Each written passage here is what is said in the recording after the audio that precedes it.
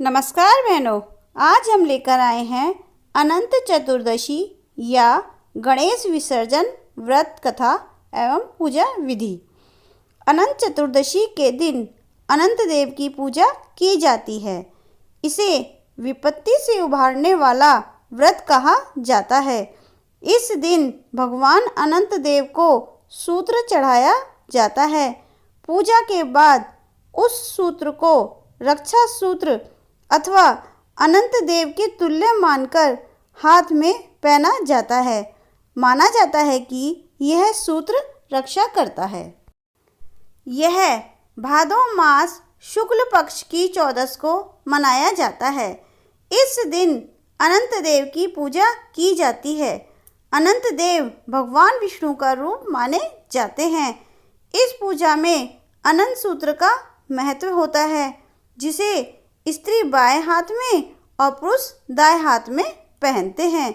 इस सूत्र से सभी कष्टों का निवारण होता है। इस वर्ष अनंत चतुर्दशी 28 सितंबर को मनाई जाएगी। इस दिन गणेश विसर्जन भी होता है।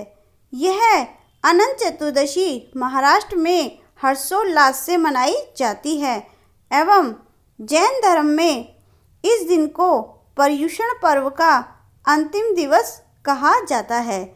इस दिन को संवत्सरी के नाम से जाना जाता है। इसे क्षमावाणी भी कहा जाता है। अनंत चतुर्दशी व्रत कथा। पौराणिक युग में सुमंत नाम का एक ब्राह्मण था जो बहुत विद्वान था। उसकी पत्नी भी धार्मिक स्त्री थी जिसका नाम दीक्षा था। सुमंत और दीक्षा की एक संस्कारी पुत्री थी जिसका नाम सुशीला था। सुशीला के बड़े होते होते उसकी माँ दीक्षा का स्वर्गवास हो गया। सुशीला छोटी थी।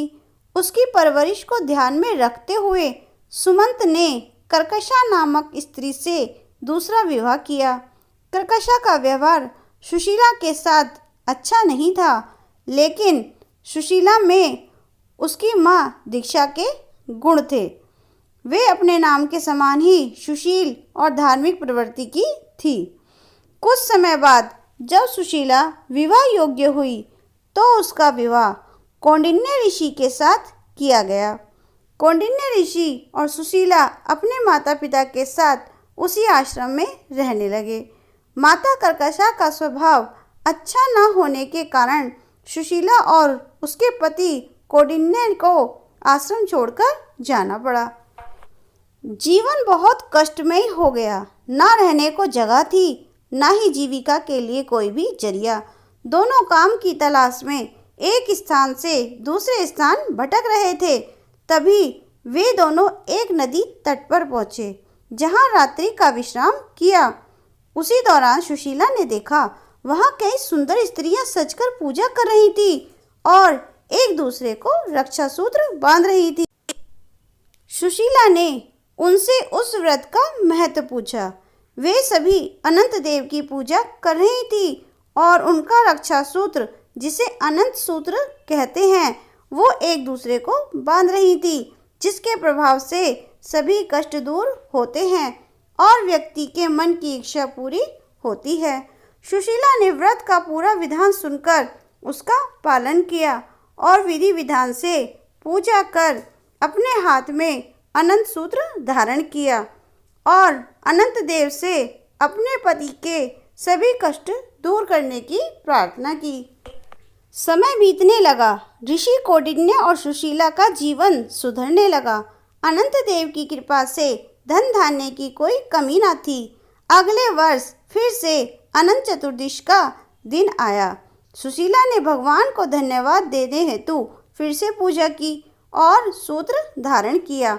नदी तट से वापस आई ऋषि कौंडिन्य ने हाथ में बने सूत्र के बारे में पूछा।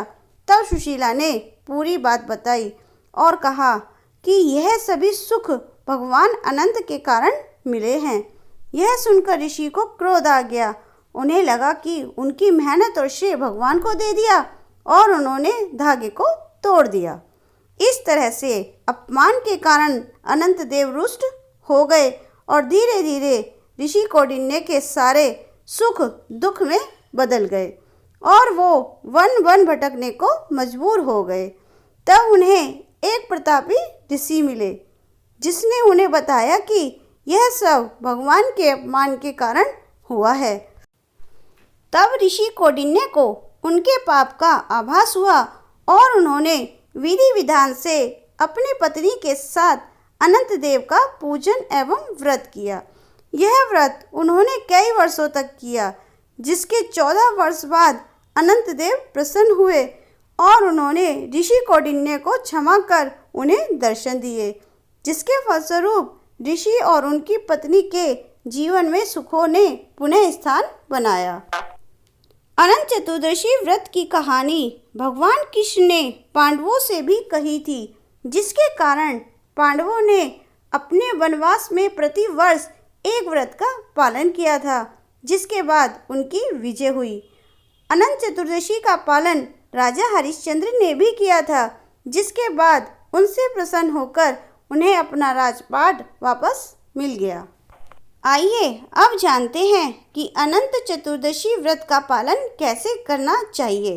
इस दिन सुबह जल्दी उठकर स्नान किया जाता है, कलश की स्थापना की जाती है जिसमें कमल का पुष्प रखा जाता है और कुशा का सूत्र चढ़ाया जाता है। भगवान एवं कलश को कुमकुम हल्दी का रंग चढ़ाया जाता है। हल्दी से कुशा के सूत्र को रंगा जाता है। अनंत देव का आह्वान करके उन्हें दीप धूप एवं भोग लगाते हैं। इस दिन भोजन में पूरी खीर बनाई जाती है। पूजा के बाद सभी को अनंत सूत्र बांधा जाता है। इस प्रकार अपने कष्ट को दूर करने हेतु सभी इस व्रत का पालन करते हैं। इस दिन देश के कई हिस्सों में गणेश विसर्जन किया जाता है। गणेश चतुर्थी और विनायक चतुर्थी के दिन गणेश जी को 10 दिन तक घर में बैठाकर इस दिन उनकी विदाई की जाती है। खास तौर पर यह गणेश विसर्जन महाराष्ट्र में किया जाता है, जो पूरे देश में प्रसिद्ध है। बोलो विष्णु भगवान की जय।